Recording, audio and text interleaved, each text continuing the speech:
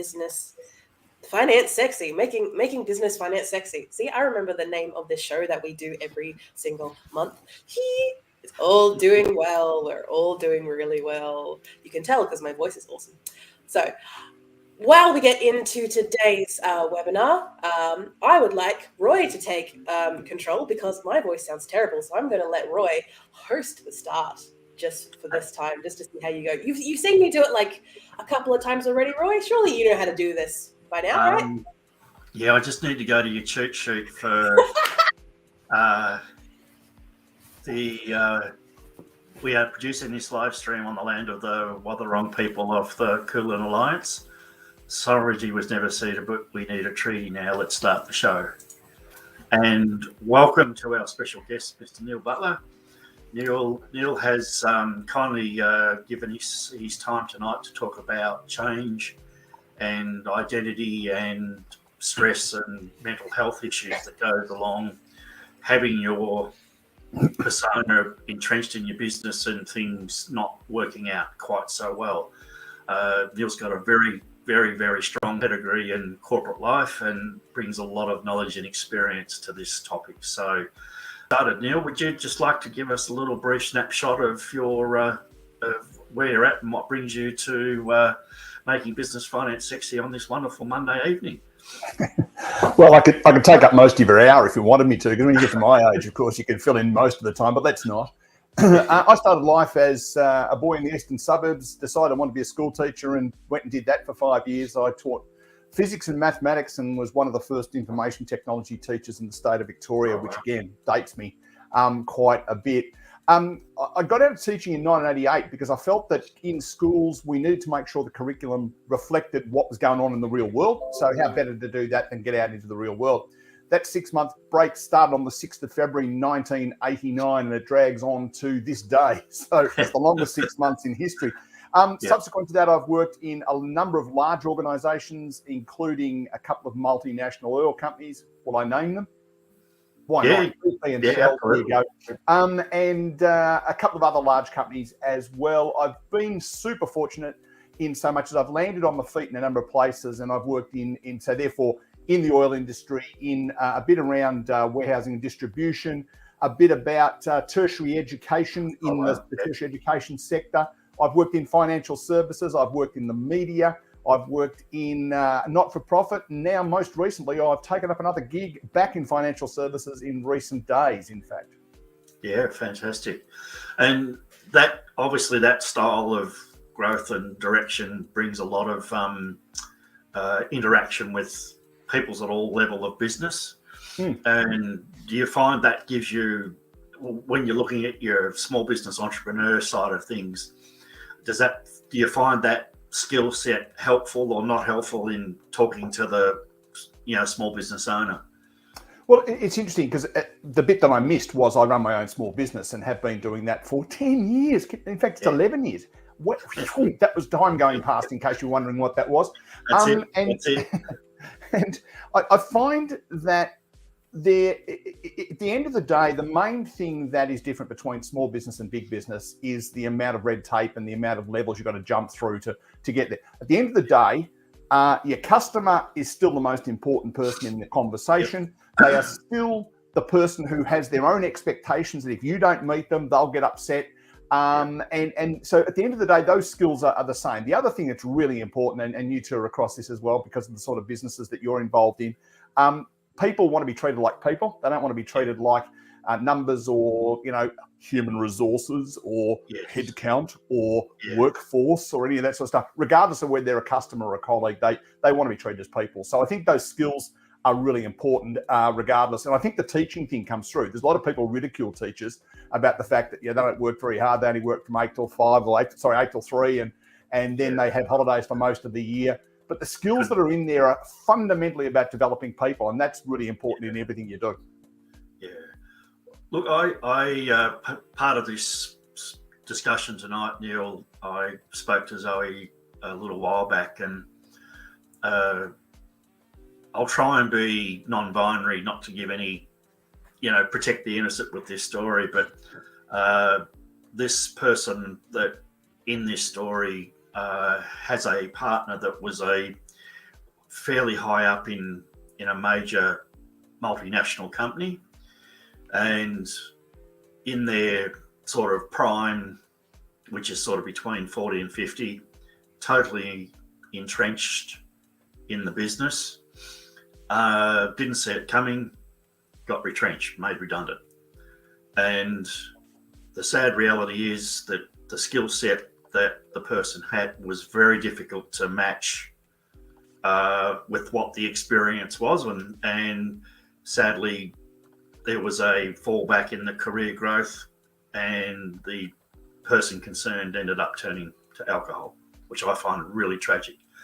So it sort of comes to view for my concern, in 20 years of small business, I've seen people that have really thrown themselves into their business at the cost of everything else. And I'm just wondering, as extensions of service providers to the small business area, how do we see personal development, COVID-19, you and I who have a plethora of life experiences, how best can we use that to help people where they're lost their way in their business, or they lost their way who they are, which impacts on how well their business will go.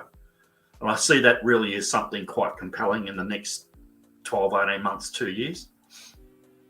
Yeah, and I enjoy the euphemism plethora of experience, which translates to old. And well done for picking that set of words. I thought I was going to get away with that one. Yeah, no, fair enough too. Thanks. I'm really feeling plethora of experience today. I think it's a serious issue. And if I look back over my life, when I was in high school, I was Neil Butler, right? Yeah. And I still am, interestingly enough. But then I became Mr. Butler when I was teaching. And then when I got out of teaching, about the same time, I became Lucy's dad. And then I became Lucy and Sam's dad. And then I became Neil Butler of BP. And then I became Neil Butler of Shell. And you tend to, it's almost, when you go to a conference, you don't go and shake hands with someone and say, hi, I'm Neil Butler and I live in town X, or hi, I'm Neil Butler and I drive a Mazda.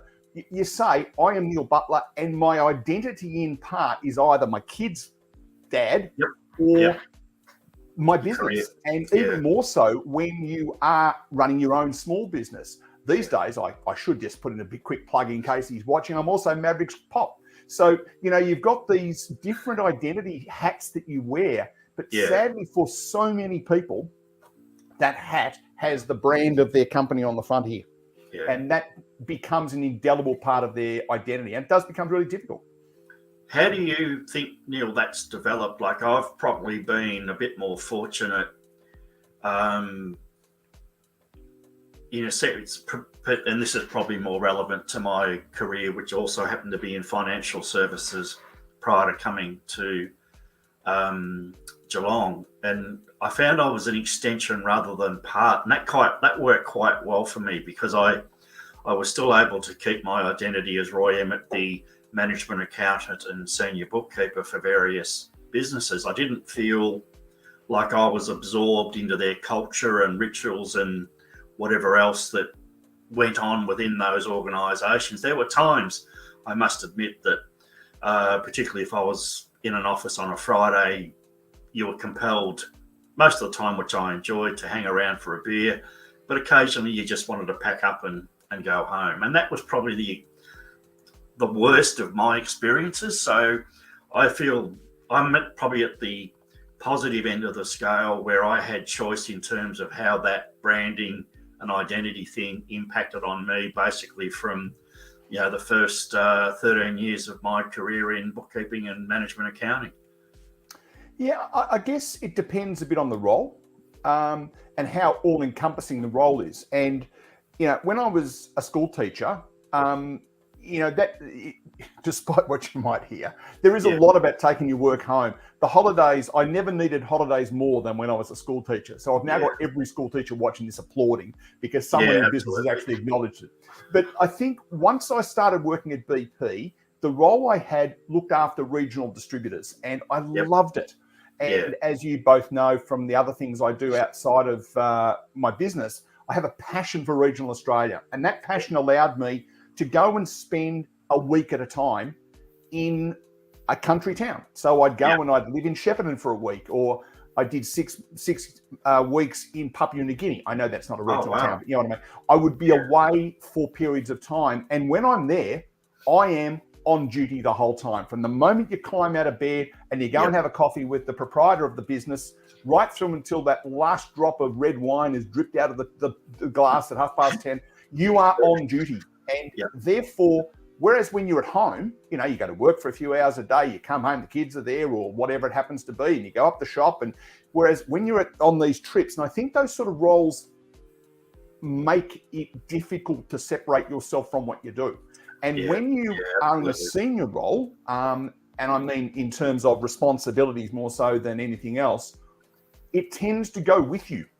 Yeah. And it doesn't matter where you go. You know, if you're the CEO of Telstra, everywhere you go, you're the CEO of Telstra. No one really cares that you're Andy Penn.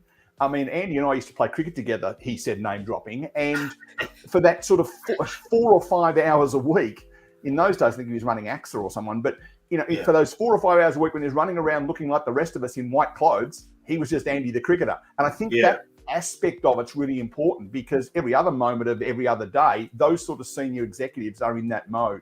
When you're a small business operator, you know, where does the line happen? Because, you know, there's this whole question of working in the business during the day and working on the business outside of hours, and that just makes the same thing difficult. Yeah, well, I was actually talking to one of my burgeoning small business. She's doing a wonderful job with a lady called Angela from Sugar and Slice out in Bannockburn. If you've got a magnificent sweet tooth that needs a feed, highly recommend it.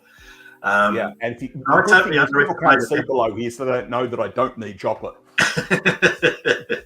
And I totally underestimated how much time that she was putting into her business, and perception and observation often doesn't relate to reality. So in terms of your corporate life, Neil, what kept you grounded? Did your partner say, hey, get your head in the game back here at home? You're now Neil, Lucy, and your son? Sam. Yeah, Lucy and Sam's father. Get your head in the game. You need to be home and be responsible. Where your Brian might be still putting that robust discussion you've had at a mid-afternoon board meeting, and it's still rattling around in your head, and you can't get rid of it. For me, I've been probably fortunate. I've never really been in that situation.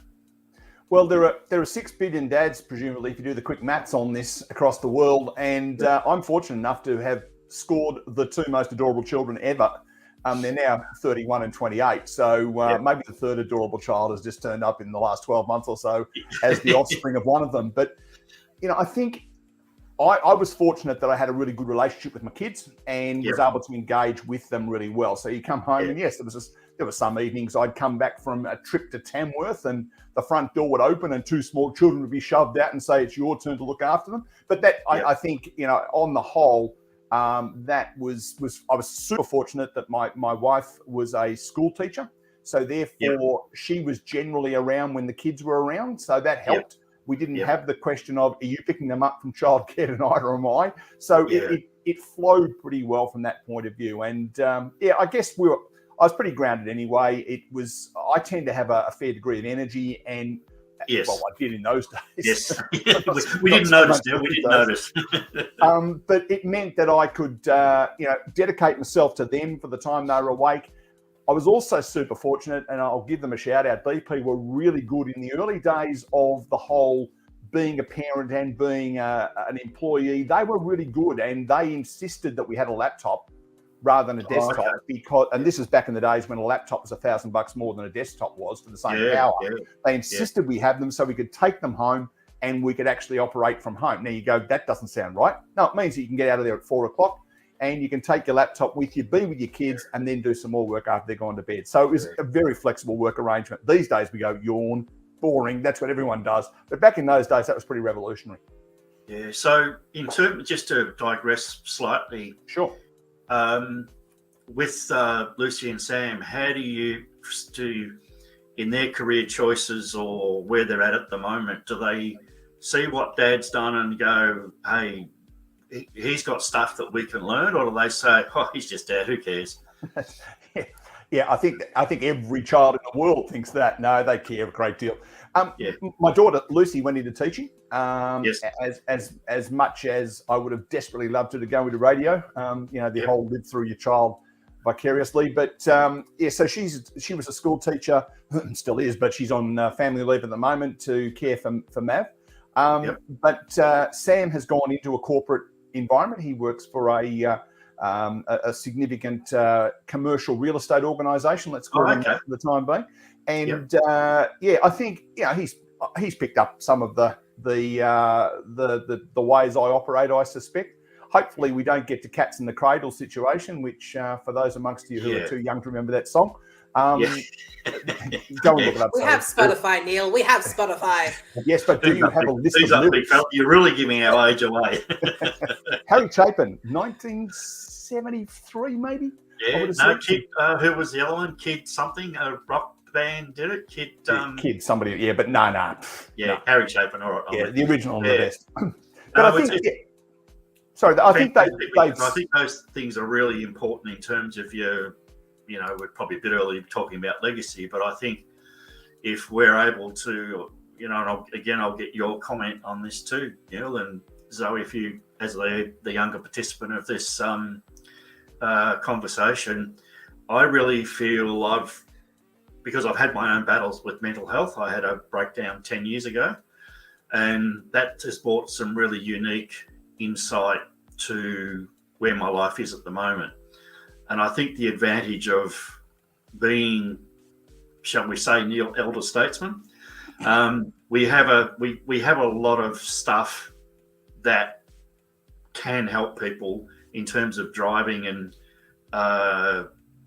perhaps mapping out a roadmap. I think my biggest, and Zoe, you can step in on this one, I reckon late 20s, early 30s, my career, I just got lost. I'd been in a long-term job for 7 years, and I think in the next 5 to 8 years, I think I ended up in 7 or 8 jobs and finally got retrenched at 38. I just didn't have that mentor. I didn't have that person with experience to say, hey, have you thought about this? Have you thought about that? And then fortunately, my brother, when I was retraining in the late 90s, when John Howard got the GST up, he tapped me on the shoulder and said, you should become an accountant. And as they say in the classics, the rest is history. But I often wonder if in my late 20s or early 30s, if I had, say, Neil, someone of your ilk in, mid-50s, whatever, that's had that career drive and passion, how my life may have been incredibly different if I had that mentor in place at the right time. Do you feel like you have had a few mentors in your life, Neil, or have you mainly been guiding yourself? Because I know for a fact that we've met a few times in real life, various conventions and networking events and what have you. And I always remember I would see you because I'd spot you from the other side of the room because I could definitely identify you and always be able to see you. But you always had so much energy. You still do. You still have so much energy. But it was always a case of that you always were quite flexible in your ability to be able to pivot from different conversations, but also the different things that you do now. I'm just intrigued to know of how that works for you when it comes to being able to identify or set an identity or an intention for yourself when working on your business, as well as all the other stuff that you do. Yeah, I suspect a bit of a standing line I use is I don't have mentors, I have tormentors. And I think, the risk of, it's been flashing across the bottom of the screen, all this conversation. So for 20 minutes, it's been flashed across the bottom of the screen. My business name is Untypical. And I think it was called something different for a while. And Untypical was the way I felt that I was operating. I don't see the world like other people see the world. And that doesn't mean I'm any better or worse at it. I just see things a bit untypically. So I used to find it really difficult to find a mentor who would actually be of value to me, not because I know it all, but they were often seeing things that I couldn't see and vice versa. And so I found that a little bit difficult. And I guess the great thing about my plethora of experience, brackets age, is that there is so many things that I have seen along the way that nothing surprises me anymore. So when someone bowls up to me and says, hey, on Monday night, we're talking about identity and what happens, I can generally talk about, now, clearly you've worked out I can talk. That's something I do quite a bit. And, you know, there's an element of everyone's entitled to my opinion. That's part of the ego thing that goes with being on radio, I suspect. But I think this ability to have an opinion about things that is generally supportive, and I think that's the teacher in me coming through a bit. Yeah. But I generally don't mind putting my arm around someone metaphorically, of course, because we're 1.5 meters apart and da-da-da-da-da. But saying, hey, listen, I can give you some advice here. Take it or leave it. That's the other really important thing. Don't be offended if you give someone some advice and they go, you know what, I don't agree. That's fine. I'm just giving a different perspective, an untypical perspective, if you like. And I think that's kind of where I've always wanted to be. And it replaces the teacher bit, I think. I don't think I answered the question, but run with it. Yes, we will run with it. We'll run with it. Yeah, I think that's really real. I'll just add a little bit of my ilk to what you were saying there, Neil. And I kind of take it one step further, because a part of my identity crisis and mental health battle was understanding boundaries and permission. So often if I can sense myself with a conversation, whether it's at a personal or professional level, I now get permission. I say, hey, I'd like to ask this question. And it is a little bit, you know, in a sensitive area, are you comfortable for me to ask a question with that flavour? And I think I find I can't recall off the top of my head anyone that has actually said no. And I'm just finding what you've just elaborated on there, Neil, is you know, the old cliche of peeling back the layers of the onion to get to the core issue. And inevitably you will find at some point there is something you go, well, yeah, that could be a bit tricky talking about that. I better get their permission. And that's just where I come from now. Yeah. You know, the last thing, the really volatile nature of communication and misinformation, and you know, and all the things that we've seen between 2016 and 2020 and early 21 with the 45th president of the United States, your head is quite sort of all over the shop in terms of what information you can glean, you know, for yourself, but to have a filter and to have an advice that you say, do you think that's right? Hey, have you thought of this? And I think that's, I often, like, again, I'll be the first to admit part of my failing as I've developed is because I had so much success early on in my business, I really got quite comfortable with being, yeah, I'm correct. And when people started to challenge you, I go, well, you want to challenge me? And it's really been an evolution and for the better at a personal level to help understand the boundaries, and just because you know you have a certain skill set that you can bring things to people to help them, you still have to have that connection. And that's where, for me, my identity has shifted a bit from walking, you know, particularly in the financial services when I was in Melbourne. Oh, we know this bloke, Roy Emmett, he works for this financial services company. What do you do? We're financial services. Well, you need to have him on board. So I had this really sort of red carpet almost where I was able to, you know, swing in, be a hero and have the accolades right from day one. But now, 7 years into my Geelong journey, I've had to learn to be another person again, to get back to basics of understanding who I'm talking to and how they want to be spoken to. And that's been a real challenge for my identity to shift in those ways. Yeah, and I think it's interesting too that, you know, I go out with it written across the front of a T-shirt, metaphorically speaking. I'm untypical. So you're probably going to get an untypical response. And that was part of the identity component of it. When I used to run my businesses, Zero Consulting, I mean, that could have been anything. But untypical pretty much says it. And so you're kind of opening yourself up a bit, and it comes back to this question of identity again. And as I mentioned before, I do a little bit of radio, and I'm a massive introvert. Now, people laugh at me when I say that. Yeah. But there's almost this second character that comes out. And so when I'm sitting at home by myself, as I am at the moment, I'm very comfortable being quite insular and so on.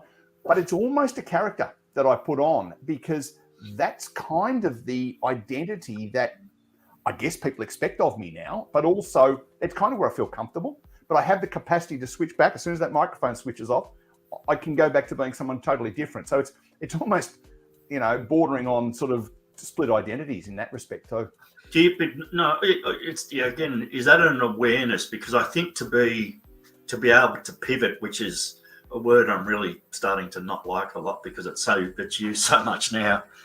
But it just says it all really, because you could be in a networking meeting, and I'll use myself as example. If there's more than 10 people, I'm really in no man's land, because I don't feel I have control and the ability to, because I get so apprehensive. It's not, and it's almost part of my previous mental health stuff with anxiety.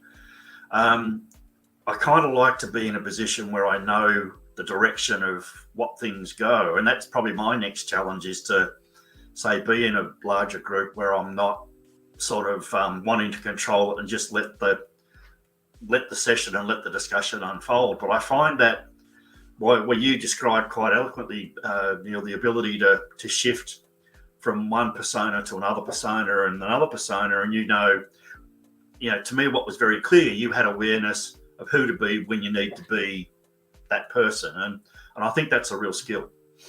Yeah, I guess it comes back to the days, again, it goes back to this identity thing. When I was a school teacher, I would walk into the classroom and I had to be grown up. Yeah. And amusingly, teaching physics, by definition, you're going to be teaching year 12 kids. I'm quite young for my year level, and there was a kid in the class who was repeating, so he was 2.5 years younger than me. Just to put some numbers on this, my oldest ex-student is 57. Oh, really? There are now people furiously all over Australia doing, yes, okay, I turned 60 last week. All right, let's get it out there and let's say it. But hooray, or 50-10 as I like to refer to it as. But, at that point of time, I almost had to change my person. I grew the world's worst beard to make me look older. And so you'd walk into the classroom and hi, Mr. Butler. Yeah, hi, you start talking a bit like this. And, I still sort of arc up when, people affectionately will call you, hey, g'day, Mr. Emmett, hi, Ms. Wood, I really dislike being referred to as Mr. Butler, because it's my teacher persona. And so I think the radio thing has been really good. I've been doing it for 14 or 15 years now. You'd think I'd be better at it. But what happens is, as soon as that microphone, and you hear people talk about the red light going on, that's my trigger to be someone different. And not dramatically different, but even to the point where my kids still to this day will occasionally go, Dad, radio voice. Because and I'm doing it now without even knowing that I'm doing it. That's why it's important, Neil. You got to have that. You got to have that groundability around you somewhere. Yeah, absolutely. And I think it all comes back to identity. And this is where, to use your word, Rod, given that we live in the town that was always known as Pivot City, just to pivot slightly, people who create their business and name it after themselves. I mean, that in itself makes it really hard to split your identity or split. And there is a really, really well-known, I'll call him media performer, who I know, who has a totally different name when he is performing in the media compared with his home life. And that helps him split that identity. So it's a tricky one. If you go down the path of naming a business after yourself, and I'm not having a crack by any means, it's entirely up to people to do that. But there was a real estate agent in Doncaster, where I used to live, called Philip Webb Real Estate. And I knew Philip. Well, Philip's retired now, and it's still called Philip Webb Real Estate. I'm sure they must be saying, where's Philip? What's he, how does that impact on us as well? So that's another thing to be really cognizant of when you're setting up a business. That's really interesting. And you've just crystallized something for me, Neil, in that context was, because for 13 years in Melbourne, I was known as Roy Emmett. Now I've registered 2 business names, or I've got 2 businesses now in Geelong, and I still have to catch myself to say, no, I'm not Roy Emmett, I'm Business Management Geelong, or I'm Humanising Money Matters.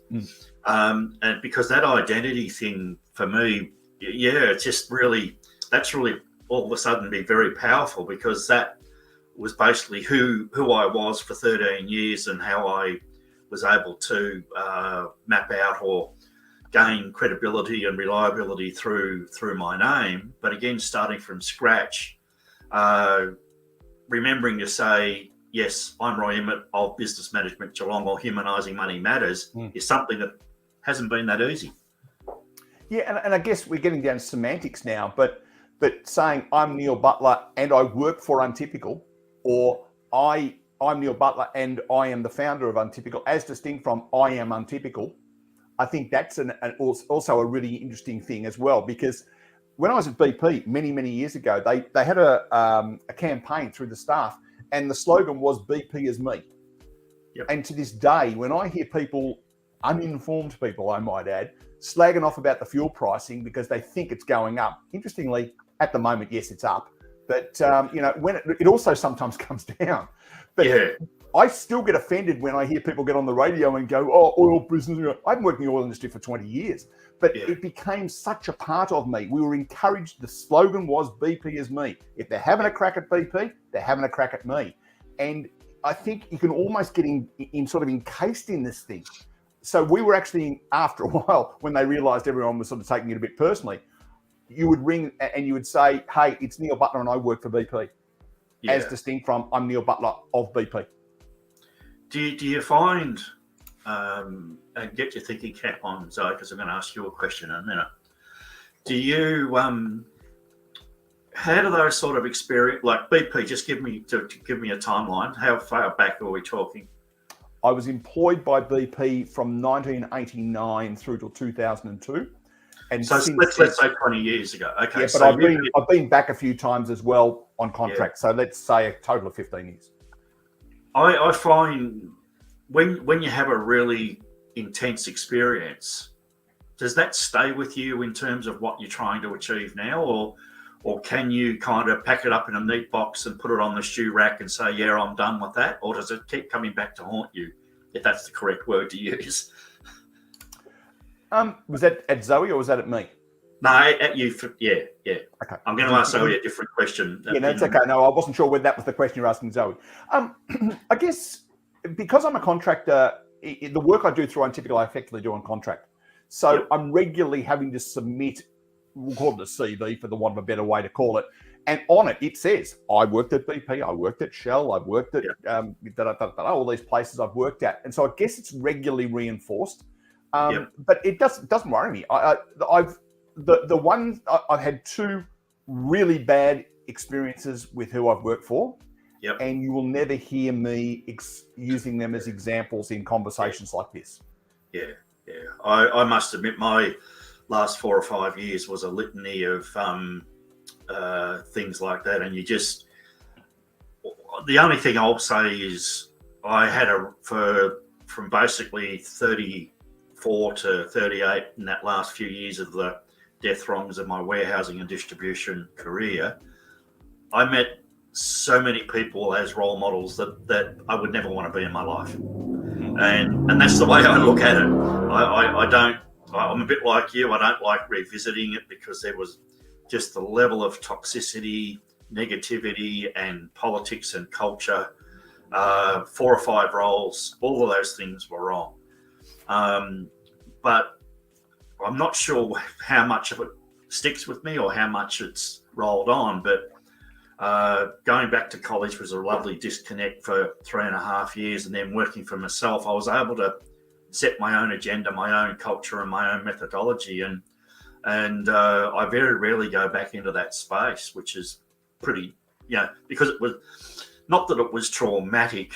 It was just another one of these situations. So there's only so much patriarchy you can handle in one lifetime. So don't worry, I totally get it. But for you, Zoe, because you're at a different end of the business and career spectrum to Neil and I.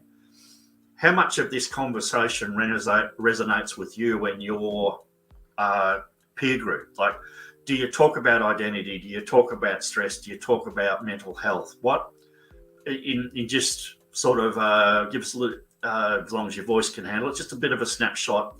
You've had the opportunity now for 30 odd minutes to have a couple of elder statesmen talk about their journey. How much of this resonates, or how much do you feel that it would sit with the younger generation that you're involved with, or your peer group, even friends, whatever you feel like you might like to share? There is a lot of talk and a lot of focus that we're quite happy about as a generation. Obviously, I can't speak on behalf of everyone, but this very large shift of focusing on mental health is something that me and a lot of the people that I communicate with who are in the entrepreneur space, I use entrepreneur as the people who predominantly work for themselves or have a habit of working for themselves. Yep. It's just, that focused mental health, because I started my business when I was 14, partially out of a necessity, but also partially out of I needed something to do. I needed control of my life. Therefore, I started a business. Don't recommend it, by the way, for anyone who's thinking, I need to control my life. I'm going to make more work for myself. Yeah, just jump into the deep end at 14. That's quite courageous. Just FYI, that's not a good idea.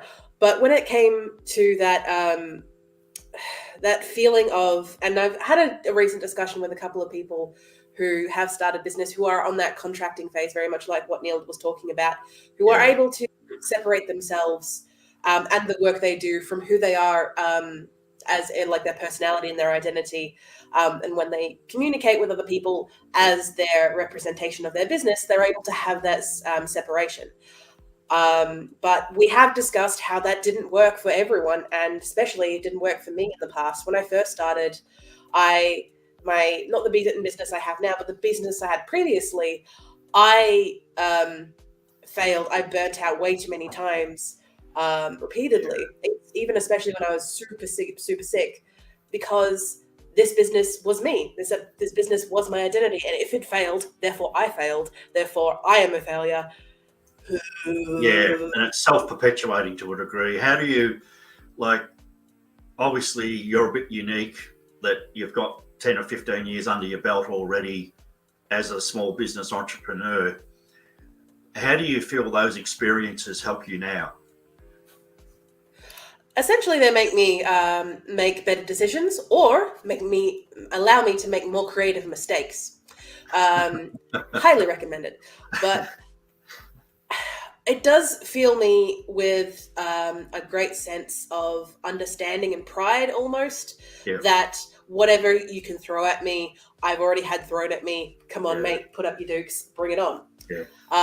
And I know that seems a bit flippant, but it is the mentality that I imagine, and I could be speaking on behalf of you, Neil, that I imagine Neil has the same type of mentality too after a while, where you've been doing small business and consultancy and a wide variety of things for long enough that nothing surprises you, as you mentioned before. And to be able to have that flexibility and adaptability and that separation from Untypical, that you don't have to worry about, say if something doesn't work out for Untypical, that it's not a reflection of you as an individual. It's not if this consultation or this project doesn't work, therefore it's not a failure on you. It's just a failure on the situation and what you can learn from it and how you can adapt and change, as opposed to, oh, this thing failed, therefore I am the worst person in the world and everything that goes wrong from there. It also depends on how you describe failure. And, one of the very key, clear success factors, measures, whatever you want to call it, is there should be more money in the bank at the end of the month than there was at the start of the month in an ideal situation. That's a very clear measure. But often for some people, that is the only measure. Yeah. But what about the things that I've done over the journey that have been absolutely magnificent failures on that basis, but I've really enjoyed doing? I run an online radio station. It's cost me 12 grand so far. And every year I run it, it costs me another 4 grand. But I love it. Yeah. Right? So, okay, bad luck. It's not going to be successful financially, but I'm having a ball. What about the ones where you've learned stuff? Yeah. And going back to what we were talking about before with the mentoring and the tournament mentoring, that to my way of thinking, you don't only learn from positive things, right? So if you've got a boss who is a pain in the first order, there you go, I tidied that up nicely, and that person... There is in children's hours. That's right, yes. Well, my grandson might be watching. But, you look at that and you go, I have learned so much about what not to be. Yeah. Not only... there are sometimes inspirations caused by the fact that someone's really good and you want to be like them. But there's equal numbers out there. I suspect probably more numbers out there. You go, I'm inspired not to be like that. Do you think too, Neil, in that realm, I think particularly the nature of the job that you do, you have to get a read on someone fairly quickly. Yep. Yeah, particularly in that first up meeting. And do you tend to sort of tune into the vibe, or do you just listen to what they say and then see where that conversation goes? Because often I'm a little bit betwixt and between. I can sort of have and feel a good conversation happening, and then they'll say something that just stops me dead in the tracks. And I haven't quite worked the skill to do that quickly, so that I'll be suddenly 5, 10, 15 minutes into a conversation I wish I had walked away from in the first minute. But you sound, again, with the vernacular of what you've been exposed to, you seem to have a capacity to say, yep, that's on that path, and this is where I need to be. Is that a fair assessment or not? I guess so. Again, it comes back to this question of never being surprised anymore. That I've seen so many things along the way that I can generally form an opinion of someone and a situation pretty quickly. It may not always be correct. There'll be people watching this going, this bloke's a bit of a tosser. He reckons he knows everything. It's not that. It's just that I have seen so many things. And I reckon, again, pivoting slightly, I think this is one of the really interesting challenges coming out of the coronavirus thing. So if you go into most organisations and, you find people who look like me, and I mean that in terms of gender, age, hair colour, all those kinds of things. Typically, they have been the ones who have been pulling the levers to keep the business going, right? And more often than not, that's because they are like I am. That is, they've seen it all. And when the price of oil plummets or the foreign exchange rate goes through the roof or whatever it is, they go, aha, that happened in 1997 and we did this and it worked, right? So in a way, you're saying experience, just sorry to quickly interrupt for a sec. So you're saying experience over a period of time is a fantastic teacher. Is that? Has been the traditional way. Yes. Right? Right. Now, here's a phrase that I dislike almost as much as you dislike pivot, and that is the new normal. We now live in, hopefully, he said, with his fingers crossed, a post-COVID world. Yeah. Where someone put a meme out in, would have been 2020 or 2021, saying, hey, you guys who wrote your 5-year plans in 2015, 2016, now they're looking just at the minute. Yeah, that's gold. In my mind, every single business decision now has to be factored into something that's happened in the last 2 years. Yeah. So someone who's 27 has, in that respect, got just as much experience as someone who's 57 because they've lived through that as well. Really valid point, yeah. It has turned the world on its head. Yeah. And I'm really advocating, watch this little sort of diversion into my own branding. I've got a concept called transformagination. And transformagination says, forget about what we should be doing. Start thinking about what we could be doing. Because should implies that there's some kind of standard that, your mum says or the boss says or what, that's what we should be doing. No, get rid of that.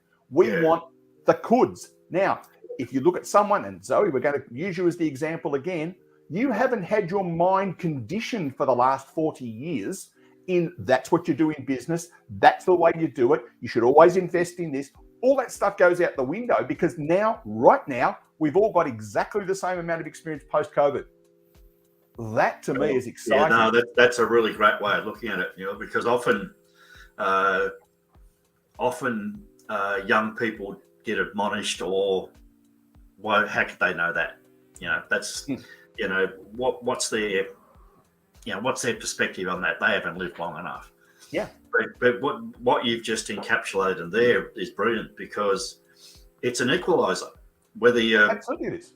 Whether you're at our point in life, or Zoe is in the prime of kicking your career along in your business, everyone's in the same boat, and that's a real. I don't think that's happened.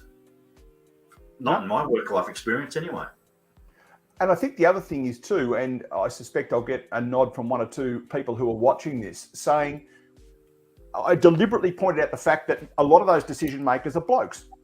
Yeah. And often it's because, this is the Neil Butler theory. It could be completely bollocks, and people might be going, he's an idiot, he doesn't know what he's talking about.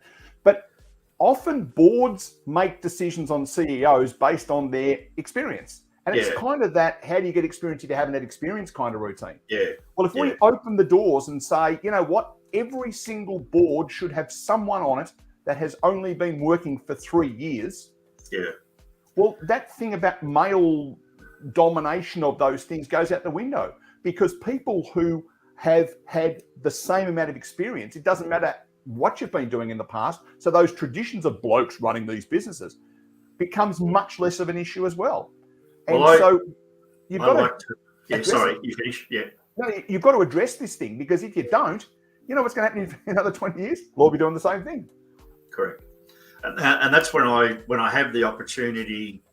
I think I've only thrown this at Zoe once or twice. Is not that I'm an avid follower of her, but I signed up to to follow the Prime Minister of Finland, who's a 35-year-old woman. Blokes had this for too long, and look at the mess we're in. And I just, some of the things that have come out of Parliament House in the last few years, particularly the sexual violence and accusations and whatever and stuff. And I'm going, wait, we've really lost our way here. There's something that can happen that's got to be better. And what you said a few minutes ago, Neil, is the difference between could and should. To me, that is just a very simple play on words, but the outcomes can be dramatically different. And you only had to listen for 45 minutes before I said something worth listening to. That's the impressive aspect of it, isn't it? Oh no, Neil. This is one, and I'll be really honest here. This is one of our better ones, because you've just got, even for me to, a similar age, to validate where my head's at and what I think I need to achieve now to still contribute with my business. I love freewheeling. I've said to Zoe over the journey with some of our sessions, I don't want to be constrained where I have to be a certain, out to be on our theme, a certain identity. I love freewheeling. I don't want to talk about a conversation that should be this and it should follow that, and this is where we should end up. What if we could talk about this so we could see where we could end up and see what could be the most fantastic outcome? And you just have a totally different, even talking about it, as soon as I say should, I can feel my body going, but it could. I'm sort of opening up and saying, as Zoe is so tired of hearing, I'm having a big Kev moment that I'm excited. And I think the other side of that same equation is, I don't know what they're called, but you have a possessive apostrophe. Roy's this, Zoe's that. An item that you own. What's the other one? Is it contraction apostrophe, where you take a letter out? You know what I mean? Like, no, cannot becomes can't, and do not becomes don't, whatever it's called. My partners went to university for English, so I probably should ask them. But I'm pretty sure it's a contractual or. Yeah, what I'm talking about. Yeah, I'll just stay in the right brain where my numbers are, thanks. Yeah, no. Yeah. Well, whatever they're called, get rid of them. Yeah. Because here's the challenge. Think of one of those words that's been abbreviated, or we'll use that one, abbreviated by putting an apostrophe in. You cannot think of a positive one. No. Can't, don't, won't, should have, would have, might have. They're all negatives. Yeah. So remove that from your vocabulary and replace it with the word not, if you have to then say, we cannot do that, or we will not do that, it's a deliberate choice to be negative. But it's really easy. Oh, no, we won't do that. We can't do that. We shouldn't do that. Yeah, I just listening to your summary there, Neil, I'll again add to that. To me, that's just fear of change. Basically, all that vocabulary that you just ticked off there, I'm thinking, gosh, how many times in the last few years of my warehousing career did I sit around a boardroom table and go, yeah, can't, won't, shouldn't, and I'll add the other thing that's really toxic about it. Often the environments I'm in, it was all about control and power, and not letting anyone else be the better person other than the hierarchy that was in control. So it's really interesting and that's again why I love the freewheeling conversation, because everything's up for grabs. There's no preconceived ideas or structures in how you should think. Let's just see what could happen. Yep. And I think that will be our session name, Neil. It will be courteous of Neil at Untypical. This is what could happen. Yeah, and it takes a lot of bravery, I've got to say. So you look at someone like me. I've been working in, a proper job. Forget about the part-time job I had when I was a kid. Yeah. For 40 years. I have fought and scratched and bitten, and I finally got to the top of the tree. Yep. And COVID hits, right? Yep. So I'm the CEO of a major international organization. I've fought my way there, and the whole world turns to you know what. And then some clown from Geelong comes along and says, no. We should be getting young folk involved in looking at what we could be doing and what we should be doing. And suddenly they get really grumpy and they get really defensive. So it's I could go on for hours, as you could probably work out. But also too, Neil, again, left-hand corner of the screen. The things that you're bringing to the conversation, to me, just sitting here listening to that little grab, was all dragging back to identity and fear of change. Particularly, and look, it might be a bit dangerous putting this on the air in Geelong, but and I'll say this actually is probably a symptom of business everywhere, is the older you get, a bloke I knew a long time ago had this really terrific saying called snout in the trough. And when you're perhaps sitting on your boards and you're a CEO or a CFO and you're probably in your mid-60s and thinking, gee, this is really topping up my super, this is really giving me what I need to for the next stage of my life, and how effective you've become, are you there to actually be part of the company dynamic, or you're sitting there with your snout in the trough to take your benefits and off you go? For me, I would never be in a situation of taking stuff for nothing. And I say that to a lot of people about how I run business. It's the relationship driven. I believe you need to see me as who I am, who my identity is as Business Management Geelong and Humanising Money Matters. And am I a good fit for your business? It's not about dollar gouging and fee gouging and having the snout in the trough. Yeah, and I think the other thing sensitive to the time that I would throw in, I started off by telling you I was a physics teacher in approximately the same time as Einstein was designing relativity. And it wasn't quite that long ago, but it was a while. And there's a bloke called Isaac Newton who was kicking around in the 1600s, and he came up with some laws of motion. And the first one goes like this: a body will keep going in the same direction at the same speed unless it's acted upon by an external force. Correct. Yeah. Right? That's Newton's law of motion. Totally. Yep. Neil's law of business motion and personal life motion is this: yeah, a body will keep going in the same direction at the same speed unless it's acted upon by an external force. Yeah. So you get these people plonking themselves down on the board and going, well, there's 9 people around the table. I'm number 9. The other 8 have been here for 5 years. I better not speak up. Let's just keep doing what we're doing. And you know what? Yeah. Tomorrow it'll be the same. And you know what? Yeah. Next week it'll be the same as well, unless someone goes, oi, time to change. Yeah. And the only way you can do that is to start the coulds rather than the shoulds. Yeah. No, I see we're getting close to the end of the hour, Neil. And if the young Neil Butler decided that teaching wasn't for him, and we'll play devil's advocate, that you do have a little bit of the knowledge that you've got now, transforming you back to starting career, what with the life experiences now that you've got and the things you've been through, what advice in terms of identity, culture, sophistication and approach would you give a young Neil Butler? It's the first time I've ever been asked to give my advice on sophistication. I would say have a crack. And I'm blessed, cursed, whatever you like, with a personality that goes, whatever, if I fall over, I'll pick myself up and have another crack at it. So have a crack would be the first piece of advice. Yeah. If it all turns to it all turns to A lot of people hold back, don't want to have a go, because what happens if it doesn't work out? Well, we've already talked about what that means. And, many people find themselves in a relationship that says, if it falls over after 3 months, I've been helping you, financially or whatever else, mentally, emotionally, physically, the whole thing.